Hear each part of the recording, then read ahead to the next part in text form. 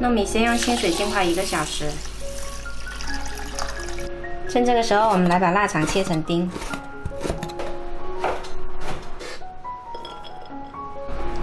泡好的干香菇也洗干净，然后切成丁。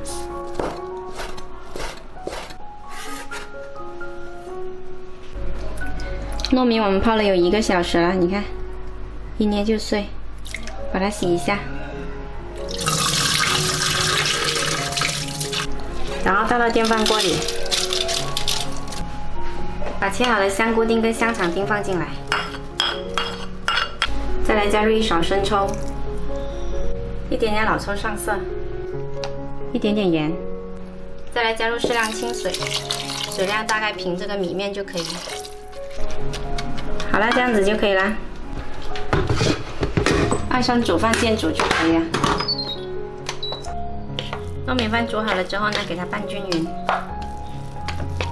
然后舀出来稍稍放凉。糯米饭放凉了之后呢，拿一张云吞皮，把它放在中间，然后这2边沾点水，把它们捏起来。好了，这样就做好1个啦。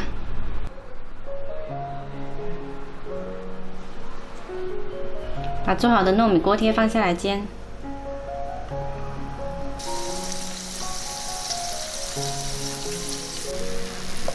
煎到这样子，底部金黄，就来淋入一些水，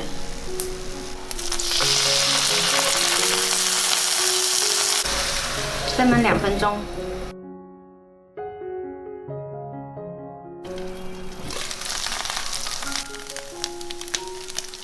水焖干了，再煎1分钟左右就可以关火。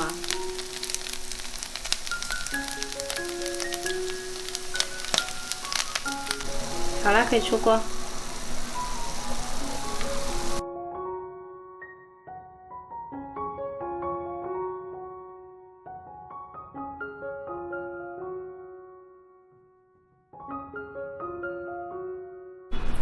今天这道糯米锅贴外皮酥脆，里面软糯，特别好吃。喜欢的话可以试一下哦。